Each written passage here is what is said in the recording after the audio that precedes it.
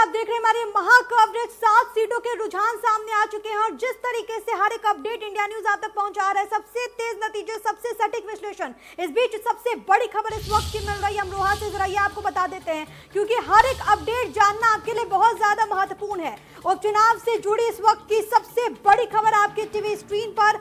अमरोहा की नौगावा सादात में एसपी इस वक्त आगे आ गई है। 5वें राउंड की गिनती में एसपी प्रत्याशी इस वक्त आगे। ये आपको बड़ी खबर बता रहे हैं, 3188 वोटों से आगे चल रहे हैं जावेद आबदी। ये बड़ी खबर आपकी टीवी स्क्रीन पर। दूसरे नंबर पर बीजेपी की संगीता चौहान इस वक्त आगे चल रही हैं। आपको ये बताया कि चेतन चौहान के निधन की वजह से ये सीट खाली हुई थी, लेकिन यहाँ पर कांटे की टक्कर, क्योंकि समाजवादी पार्टी यहाँ पर चुनौती देती हुई समाजवादी पार्टी इस वक्त लीड कर रही है। सैयद जावेद अब्बास यहाँ पर आगे चल रहे हैं। 5वें राउंड की गिनती में एसपी प्रत्याशी इस वक्त आगे चल रही है। आगे क्या कुछ परिस्थितियां उत्पन्न होती है, क्योंकि जो फासला है, देखिए 3188 वोटों से इस वक्त वो लीड कर रहे हैं। दूसरे नंबर पर बीजेपी कैंडिडेट संगीता चौहान इस वक्त आगे चल रही है। क्या फैक्टर काम कर रहा है, हर एक जानकारी आपको देंगे, हर एक विश्लेषण होगा हर एक पहलू से। लेकिन फिलहाल इस वक्त की सबसे बड़ी खबर अमरोहा से सामने आ रही है। समाजवादी पार्टी इस वक्त वहां पर लीड करती हुई 5वें राउंड की गिनती में एसपी प्रत्याशी आगे इस वक्त चल रहे हैं। हालांकि आपको ये बताते चले कि अभी भी कई राउंड की वोटिंग काउंटिंग जो है वो बाकी है। अभी तक जो भी स्थिति जो सामने आई है उसमें ये बताते हुए कि देखिए कई सीटों पर बीजेपी आगे लीड कर रही है, तो वहीं आपको ये भी बताएं कि अमरोहा की इस सीट से इस वक्त आगे चल रही है समाजवादी पार्टी। उन्नाव की क्या कुछ स्थिति है, जरा ये भी आपको बता देते हैं। बड़ी खबर, इलेक्शन ब्रेकिंग आपकी टीवी स्क्रीन पर। आपको ये बताएं उपचुनाव से जुड़ी इस वक्त की सबसे बड़ी खबर उन्नाव से। बांगरमऊ में बीजेपी की जबरदस्त बढ़त यहाँ पर देखने को मिल रही है। आपको बताएं 9वें राउंड के बाद 8000 वोटों से आगे अपने आप में एक अहम मार्जिन श्रीकांत कटियार है बीजेपी के प्रत्याशी, और इस राउंड की काउंटिंग में वो इस वक्त आगे चल रहे हैं। दूसरे नंबर पर एसपी प्रत्याशी इंद्रजीत कोरी इस वक्त आगे चल रहे हैं। इस वक्त की सबसे बड़ी खबर श्रीकांत कटियार, जो कि पूर्व जिला अध्यक्ष रहे, जिस पर दाव खेला भारतीय जनता पार्टी ने, और इस वक्त यहाँ पर बढ़त बनाते हुए यहाँ पर बीजेपी यहाँ पर नजर आ रही है। गौरव मेरे साथ, मेरे सहयोगी इस वक्त मौजूद है। गौरव, और क्या कुछ डिटेल्स है, क्योंकि 9वें राउंड की काउंटिंग के बाद 8000 वोटों से आगे चल रहे हैं, क्या मायने निकाले जाए इसके? बिल्कुल प्रिया, मैं आपको बता दूं कि ये जो अभी लेटेस्ट जो अपडेट मिली है वो लगभग 10वां राउंड चल रहा है, और जो श्रीकांत कटियार है बीजेपी प्रत्याशी वो लगभग 10,000 वोटों से आगे चल रहे हैं समाजवादी पार्टी और कांग्रेस से। क्योंकि कांग्रेस जहां बढ़त में थी, लगातार दूसरे नंबर पे थी, वहीं अब दूसरे नंबर पे समाजवादी पार्टी है, पहले नंबर पे बीजेपी है और तीसरे नंबर पे कांग्रेस है। तो कहीं ना कहीं अब जो है वो जबरदस्त टक्कर समाजवादी पार्टी और बीजेपी में देखने के लिए मिल रही है, और बीजेपी प्रत्याशी लगभग एक बड़ी बढ़त बना चुके हैं। 10,000 वोटों की जो बढ़त होती है एक बड़ी बढ़त मानी जाती है, और अब 37 राउंड होने जिसमें 10 राउंड खुल चुके हैं। तो कहीं ना कहीं अब जो है उनको छू पाना बहुत मुश्किल होगा किसी भी प्रत्याशी के लिए।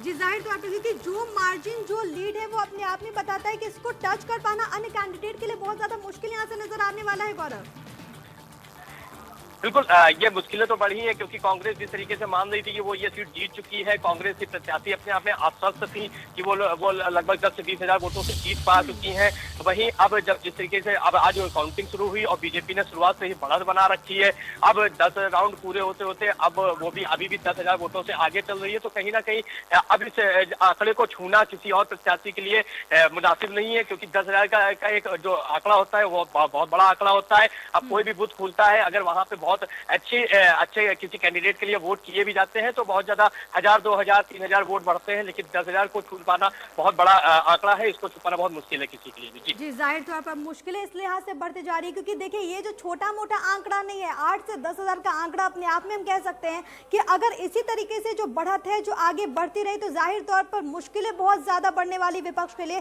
सत्ता पक्ष के लिए यहाँ पर आसानी, क्योंकि ये सीट भारतीय जनता पार्टी का ही इस पर कब्जा था। यहाँ से श्रीकांत कटियार को उतारा गया और अभी जो स्थिति बनी हुई है वो बीजेपी के फेवर में नजर आ रही है। इस बीच क्या कुछ स्थिति बनी हुई है वो मैं आपको लगातार आपकी टीवी स्क्रीन पर इस टैली के माध्यम से बता रहे हैं, और ये इस वक्त जो आंकड़ा आप देख रहे हैं, दरअसल बिहार विधानसभा में ये किस्सा कुर्सी का है, कौन कुर्सी पर काबिज होगा, कांटे की टक्कर वहां पर। और इस वक्त 243 विधानसभा सीटों में जो रुझान सामने आए हैं वो ये बता रहे हैं कि 136 पर एनडीए लीड कर रही है, जिसका हिस्सा जनता दल यूनाइटेड, भारतीय जनता पार्टी, हिंदुस्तानी आवाम मोर्चा, विकास विकासशील इंसान पार्टी एनडीए इस वक्त लीड कर रही है, तो वहीं महागठबंधन की स्थिति इस वक्त डाबाडोल इस लिहाज से, क्योंकि एग्जिट पोल में तो वहां पर बढ़त बनाती हुई नजर आ गई, लेकिन स्थिति इस लिहाज से विपरीत, क्योंकि 91 सीट पर इस वक्त महागठबंधन लीड कर रही है। तो वहीं एलजेपी 5 सीटों पर अदर्स के अगर बात कर ली जाए तो 11 सीट पर अदर्स इस वक्त लीड कर रहे हैं। लेकिन इस वक्त जो बिहार की स्थिति है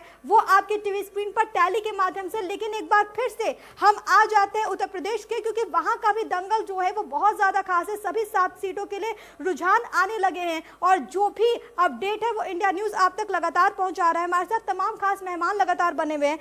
समाजवादी पार्टी के प्रवक्ता नाहिद जी हमारे साथ लगातार बने हुए हैं। नाहिद जी, मैं आप ही के पास आना चाहूंगी। देखिए, हमारे साथ हमारे तमाम संवाददाता बार बार जुड़ रहे हैं और हर एक अपडेट पहुंचा रहे हैं।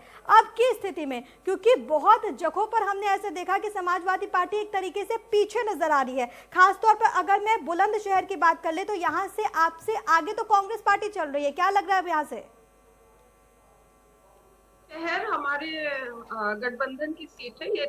ये सीट आरएलडी को, इस पे आरएलडी के कैंडिडेट हैं इस सीट पर, और निश्चित रूप से ये जो आपके न्यूज के माध्यम से मिल रहा है, पता चल रहा है कि हम काफी पीछे हैं वहां पे, तो निश्चित रूप से इस पर समीक्षा होगी और कि किन कारणों से यहाँ पे जनता से हमें कम समर्थन मिला इसमें। लेकिन आप देखिए कि अमरोहा मंत्री की सीट ये हार रहे हैं, और जब जिस दिन पोलिंग भी हुई थी तो अनेकों लोगों ने घरों में नोटिस चस्पा कर दिया था कि यहाँ विकास नहीं तो वोट नहीं, रास्ता नहीं तो वोट नहीं।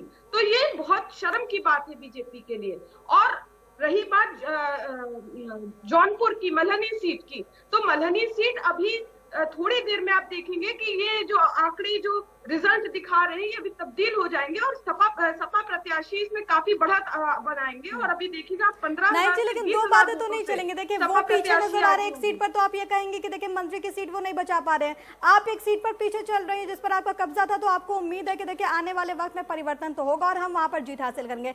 दोनों चीजें एक दूसरे के लिए अलग अलग कैसे हो जाती है? मैं बता रही हूँ, अमरोहा में जो बीजेपी प्रत्याशी है वो काफी पीछे हैं, वो काफी पीछे हैं। और जो जौनपुर की जो मल्हनी सीट पर दिखा रहे वो जहां तक मुझे जानकारी तकरीबन 1700 वोटों से आगे पीछे सपा प्रत्याशी और जो निर्दलीय वो हैं। तो ये मैंने आपको पहले भी बताया कि कुछ क्षेत्रों में जो कैंडिडेट होते हैं उनका व्यक्तिगत या जाति विशेष के कारण भी उनका प्रभाव होता है। वहां जब बक्से खुलते हैं तो वो वहां बढ़त बना लेते हैं, और धीमे धीमे जब अन्य क्षेत्रों के बक्से खुलेंगे तो वहां से पता चल जाएगा कि वहां सपा प्रत्याशी आगे है। तो अभी इंतजार करिए, अभी it's too early to say anything. और मैं आपको ये भी बताऊं, अभी मैं बड़े कॉन्फिडेंस के साथ आपको बता रही हूँ कि ये अभी बहुत शुरुआती दौर है कि हम ज्यादा इस पे कमेंट करें, लेकिन फिर भी जहां तक मुझे नॉलेज है बीजेपी शायद ही कोई सीट जीते इस उपचुनाव में। चलिए ठीक है, आपका भी अपना आंकलन एक प्रवक्ता के तौर पर आपने भी तमाम चीज़ों को देखा होगा और आपको ये लगता है कि देखिए बीजेपी को बहुत मुश्किल होने वाली है, लेकिन देखिए जो रुझान हमारे पास सामने आ रहे हैं, ज़्यादा मुश्किल हालात आप लोगों के लिए पैदा होते हुए नाहिद जी नजर आ रहे हैं। क्योंकि अगर मैं विशेष तौर पर बांगर मऊ की बात करें, वहां से बीजेपी कैंडिडेट ने 8 से 10 हजार से लीड बनाई हुई है। नहीं, बांगर मऊ की अगर आप बात करें तो ये वो क्षेत्र है जहां से बीजेपी के रेपिस्ट एमएलए थे सेंगर, और उनके राइट हैंड को बीजेपी ने जो है टिकट दिया कटियार को, और बीजेपी जो एमएलए रेपिस्ट एमएलए है उनकी वाइफ को और उनके परिवार वालों को आगे कर सेंगर के नाम पर वोट मांगती रही। अब जो रिजल्ट आ रहे हैं हमें वेट करना चाहिए थोड़ी देर और, तो वहां की स्थिति और क्लियर हो जाएगी कि आखिर क्या रिजल्ट आया है। लेकिन आप देखिए कि जिस तरह से उत्तर प्रदेश में लॉ एंड ऑर्डर ध्वस्त है और भ्रष्टाचार चरम पर है, चाहे वो भ्रष्टाचार आप ले लीजिए कोरोना किट भ्रष्टाचार, स्मार्ट मीटर भ्रष्टाचार, और सचिवालय के अंदर मंत्री के कमरे के अंदर खुलकर घूसखोरी हुई, इनके भ्रष्ट तमाम आईपीएस है, सत्ता का संरक्षण मिला उनको, 80-80 लाख की ट्रांसफर पोस्टिंग की वीडियोस वायरल हुई कि लखनऊ में 80-80 लाख दिए जा रहे ट्रांसफर पोस्टिंग की। तो इन सब बातों को लेकर निश्चित रूप से जनता जरूर आक्रोशित है, और मैं ये पूर्ण विश्वास है मेरा कि ये आक्रोश जनता जरूर वोटों के माध्यम से निकालेगी, चाहे अभी निकाले चाहे 2022 में निकाले। लेकिन आप देखिए कि अनेकों जगह जब वोटिंग हुई थी, जो हमारे राष्ट्रीय अध्यक्ष जी ने भी कहा कि अनेकों जगह जहां वोटिंग हुई थी वहां जानबूझ के सत्ता और प्रशासन ने मिलकर वोटिंग स्लो कराई। ऐसे हमारे पास तमाम वीडियोस हैं, इतनी स्लो वोटिंग कराई ताकि जो लोग सपा के जो वोटर्स हैं या अन्य पार्टियों के जो वोटर्स हैं वो रुक जाए, विशेषकर सपा के वोटर्स वो परेशान हो जाए लाइन में खड़े खड़े और वो वापस घर चले जाए। लेकिन ऐसा हुआ नहीं, हमारे जो समर्थक थे वो फिर भी डटे रहे और रुके रहे कि हम ठीक है, वोटिंग से जरा बाहर निकल जाते हैं, वोटिंग से जरा बाहर निकल जाते हैं नाहिद जी। मुझे लगता है काउंटिंग पर ही यहाँ पर रहना चाहिए। और बीच एक बड़ी खबर मिल रही है वो जरा अपने दर्शकों को यहाँ पर बता देते हैं।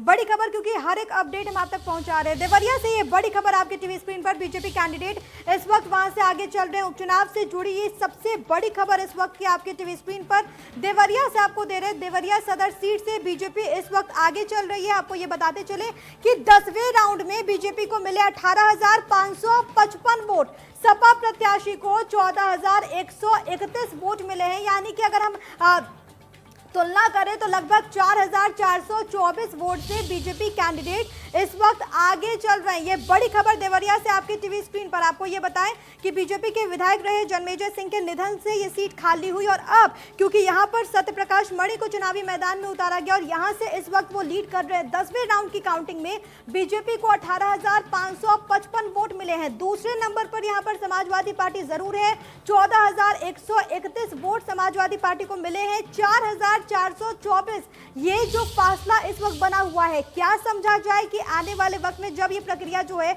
वो और तेजी के साथ बढ़ेगी, जब और राउंड की काउंटिंग होगी, क्या इस फासले को भर पाने में समाजवादी पार्टी कामयाब होगी? क्योंकि ये कोई छोटा मोटा गैप नहीं है, 4,000-5,000 का ये गैप है।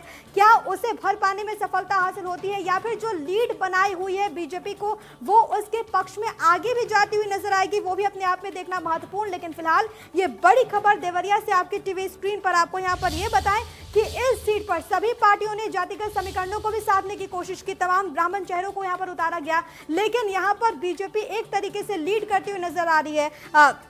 नाहिद लारी खान हमारे साथ लगातार बनी हुई है। नाहिद जी, किस तरीके से देख रही हैं आप इसे? क्योंकि देखिए 4,000 के लगभग वोट हैं जिससे आप पीछे इस वक्त चल रही हैं, क्या कहेंगी?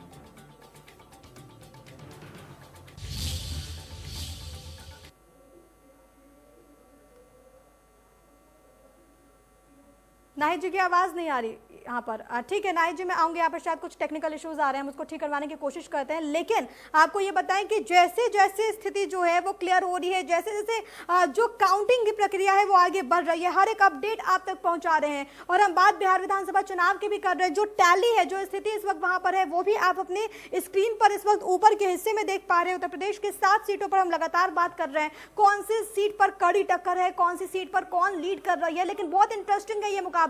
समाजवादी पार्टी की ओर से भी पूरी तरीके से कड़ी टक्कर कई सीटों पर। हालांकि आपको ये बताते चले कि मल्हानी सीट से, जो कि समाजवादी पार्टी के खाते में ही वो सीट थी, उस सीट पर इस वक्त निर्दलीय धनंजय सिंह आगे लीड कर रहे हैं। लेकिन क्या आने वाले वक्त में यही प्रक्रिया आगे चलती है, क्या यही रुख आगे भी रहता है, वो देखना महत्वपूर्ण, क्योंकि उनका कद भी बहुत ज्यादा रहा है। लेकिन फिलहाल आपको ये बताते हैं कि जो भी अपडेट है वो हम आप तक पहुंचा रहे हैं। इस बीच जौनपुर से एक बड़ी खबर मिल रही है, 8वें राउंड की काउंटिंग में धनंजय सिंह यहाँ पर लीड कर रहे हैं। आपको बड़ी खबर जौनपुर से दे रहे हैं। देखिए मल्हानी सीट और इस पर इंटरेस्टिंग मुकाबला, लेकिन यहाँ पर भी 8वें राउंड की काउंटिंग में भी धनंजय सिंह जो है वो आगे लीड कर रहे हैं। जबरदस्त बढ़त यहाँ पर मिलती हुई नजर आ रही है। राजन मेरे साथ, मेरे सहयोगी बने हुए। राजन, डिटेल्स दीजिए।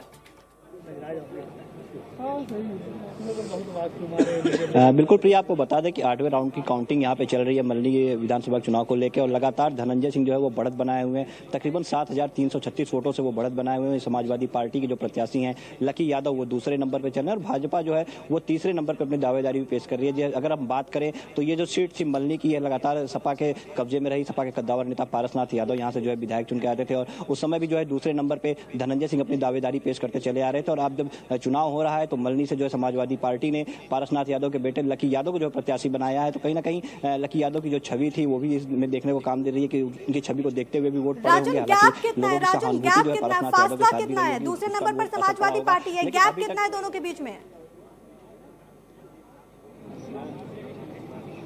जी बिल्कुल, अगर प्रिया हम गैप की बात करें तो 7,000 वोटों से जो है धनंजय सिंह बढ़त बनाए हुए और लगातार आगे चल रहे हैं। अभी 8वें राउंड की जो है काउंटिंग चल रही है, तो टोटल 27 राउंड की जो है काउंटिंग होगी। तो तकरीबन 11 राउंड की जब काउंटिंग पूरी हो जाएगी उसके बाद ये बताया जा सकता है कि जीत का सेहरा किसके सर पे बधेगा। लेकिन अभी तक जो है धनंजय सिंह 7,000 वोटों से बढ़त बनाए हुए हैं। प्रिया, लेकिन जिस तरीके से लीड वहां पर बनाई हुई, क्या लगता है पॉसिबिलिटीज लगती है कि ये कुछ चेंजेस हो? क्योंकि 7,000 भी अपने आप में एक बड़ी लीड के तौर पर हम इसे देख सकते हैं। राजन,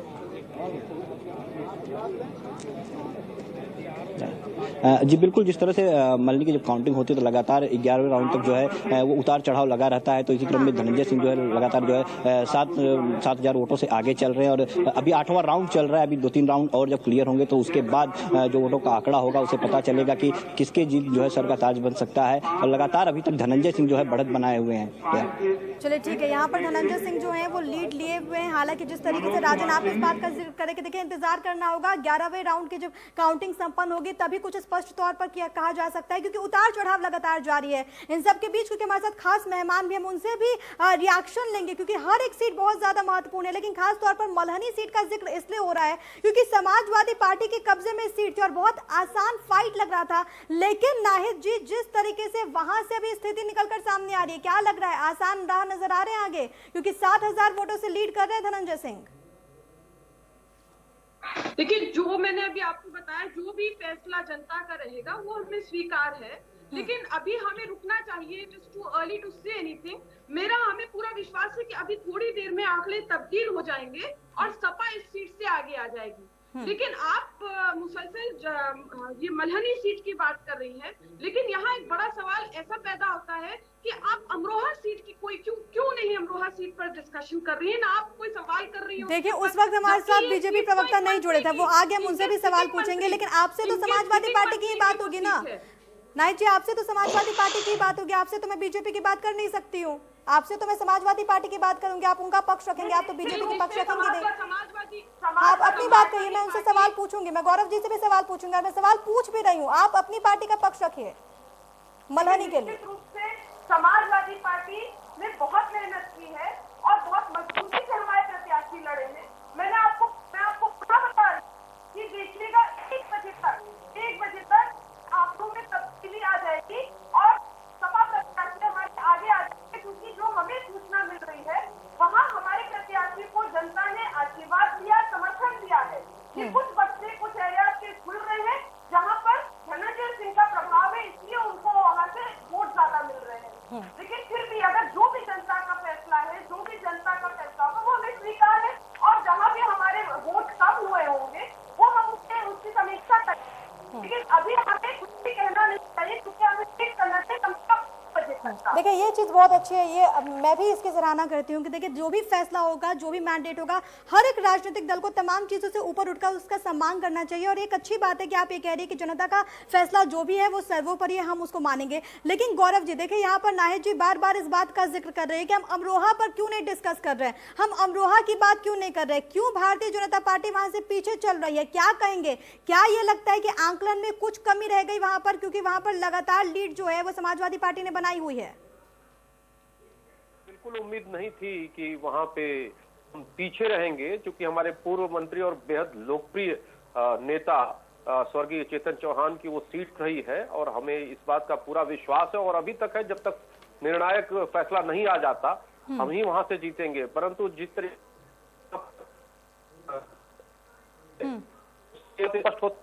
आत्ममंथन करने की वहां उस सीट पर आवश्यकता है और हम करेंगे उसको, इसमें कोई दो राय नहीं है। लेकिन एक बार निर्णायक फैसला आ जाए उसके बाद जरूर हम समीक्षा करेंगे, उस दिशा में काम करेंगे कि किन कारणों से ऐसा हुआ है या ऐसा हो रहा है। मल्हनी की जो सीट है, मल्हनी पे हमारी पार्टी ने बहुत काम किया है, बहुत मेहनत किया है, लेकिन जिस तरीके से वहां का रुझान आ रहा है, उस रुझानों ने एक बात तो साफ संदेश दे दिया है समाजवादी पार्टी को कि जिस जातिवाद के बुनियाद पर उनकी पूरी राजनीति टिकी है, वो उस बिसात को कहीं न कहीं मल्हनी की जनता ने भी नकार दिया है, जो उनकी परंपरागत जातिगत सीट रही है।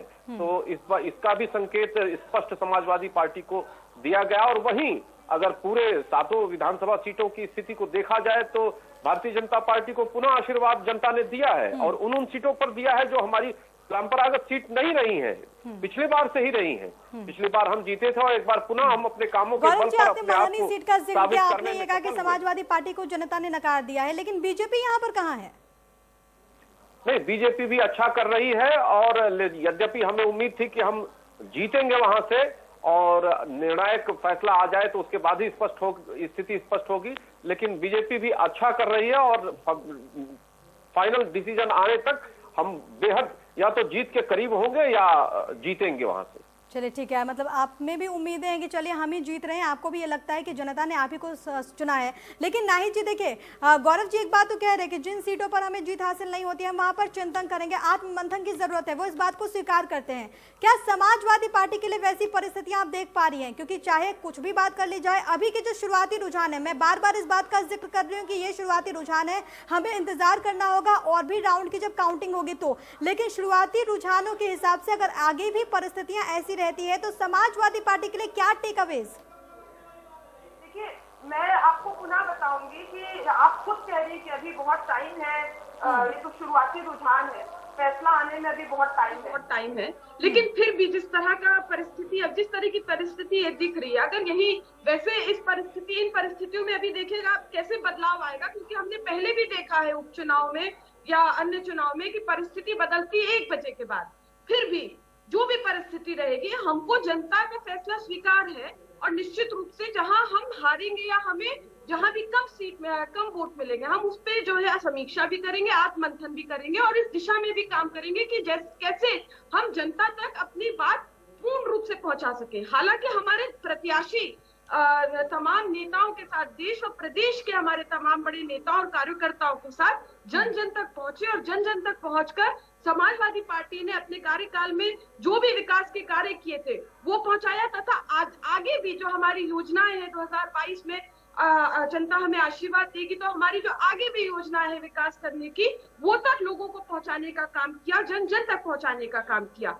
आप देखिए कि समाजवादी पार्टी की लड़ाई जो उपचुनाव में स्पष्ट दिख रही थी, केवल बीजेपी के साथ नहीं थी, समाजवादी पार्टी के साथ अन्य पार्टियां लड़ाई, सभी पार्टीज की लड़ाई समाजवादी पार्टी के साथ थी। अनेकों पार्टी ने तो ऐसा किया कि वो जो उपचुनाव लड़ती नहीं थी, वो भी उन्होंने भी उपचुनाव लड़ाया केवल समाजवादी पार्टी को हराने के लिए। तो ये भी एक चीज है, ये भी एक पॉइंट है जिसको हमें इग्नोर नहीं करना चाहिए कि हमारी लड़ाई समाजवादी पार्टी के साथ आज सारी पार्टियां लड़ रही हैं। वो इसलिए लड़ रही हैं क्योंकि समाजवादी पार्टी के ऊपर जनता की निगाहें टिकी है, माननीय अखिलेश यादव जी के ऊपर जनता की निगाहें टिकी हैं। भाई उनकी नीतियों पर, समाजवादी पार्टी की नीतियों पर लोग विश्वास करके बड़ी संख्या में लोग आज पार्टी से जुड़ रहे हैं। और आप देखिए कि हमारे जो राष्ट्रीय अध्यक्ष माननीय अखिलेश यादव जी, उनकी पूरे देश में वो ऐसे नेता हैं जिनकी छवि इतनी स्वच्छ है और वो इतने सभ्य हैं और उनको विकास पुरुष के नाम से जाना जाता है। मैं केवल एक उदाहरण उनके बारे में आपको दूंगी कि वो केवल 5 साल अपने कार्यकाल में उन्होंने एक ऐसी रोड बनाई, एशिया की पहली ऐसी रोड बनाई जिस पर लड़ाकू विमान उतरते हैं। नहीं जी, कितनी बार इस बात को गनवाएंगे, कितनी बार इस बात को गनवाएंगे? आपके नेता तो सिर्फ ट्विटर पर ही चुनाव लड़ते हुए नजर आते हैं। मैं गौरव जी आपके पास आना चाहूंगी। देखिए यहाँ पर नाहिद जी तो ये बात कह रही कि समाजवादी की पार्टी लड़ाई सिर्फ भारतीय जनता पार्टी के साथ नहीं थी, कांग्रेस के साथ भी थी, बहुजन समाजवादी पार्टी के साथ भी थी। बीजेपी की लड़ाई किसके साथ थी? अब यहाँ से आपको रुझानों को देख करके, तमाम चीजों को देखकर आंकलन क्या कुछ करते हैं? भारतीय जनता पार्टी की लड़ाई आखिरकार तीनों में से किसके साथ थी? देखिए, भारतीय जनता पार्टी की लड़ाई यदि कहिए तो भारतीय जनता पार्टी की अपने खुद के साथ लड़ाई होती है। उसका कारण यह है कि भारतीय जनता पार्टी के विपक्ष में जो भी दल हैं, उन दलों ने अपने चाल चरित्र को साबित कर दिया है। जैसे समाजवादी पार्टी और कांग्रेस पार्टी कहती है जंगल राज, तो जब 25 दुर्दांत माफियाओं के ऊपर कार्यवाही होती है और 350 करोड़ की संपत्ति उनकी जब्त कर ली जाती है, तो ये कहते हैं जंगल राज कायम हो गया। जब 15,000 से ज्यादा अपराधी अपनी जमानतों को तोड़वा लेते हैं, तब इन्हें लगता है कि जंगल राज। जब 125 अपराधी इनकाउंटर में मारे जाते हैं, तब इन्हें लगता है जंगल राज। तो ये बात सही है, इनके लिए तो ये जंगल राज है, क्योंकि उन्हीं के बल पे इनकी राजनीति टिकी हुई थी। और कहीं ना कहीं भारतीय जनता पार्टी उस साम्राज्य को ध्वस्त कर रही है। तो भारतीय जनता पार्टी चुनौती अपने लिए स्वयं सेट करती है और उसी चुनौती के आधार पर काम करती है, और हर काम के बाद कैसे हम बेहतर और परफॉर्म कर सके, वो हम हमारी पार्टी में, हमारे संगठन में, हमारे सरकार में वो चीजें तय की जाती हैं। उसके आधार पर हम जनता के बीच में जाते हैं और लड़ते हैं। हाँ, ये बात। चलिए ठीक है गौरव जी, आपका ये कहना है कि भारतीय जनता पार्टी खुद ही के लिए एक जो मानक है वो तय करती है और ये कोशिश होती है कि उसको अब आगे किया जाए। लेकिन आपको भी उम्मीदें हैं कि आपको वहां पर जो जनता है वो चुनती है, आपके उम्मीदवारों के सर पर जीत का सेहरा बांधती है। हालांकि देखना बहुत दिलचस्प होगा, क्योंकि उम्मीदें आपको भी, उम्मीदें समाजवादी पार्टी को है, उम्मीदें कांग्रेस पार्टी को भी, उम्मीदें बीएसपी को भी है, लेकिन किसकी उम्मीदें पूरी होती है वो अब चंद मिनटों में क्लियर हो जाएगा। आप दोनों हमारे साथ बने रहिए, बहुत छोटे से ब्रेक के लिए यहाँ पर रुक रहे हैं, महा कवरेज लगातार जारी है, आप बने रहिए हमारे साथ।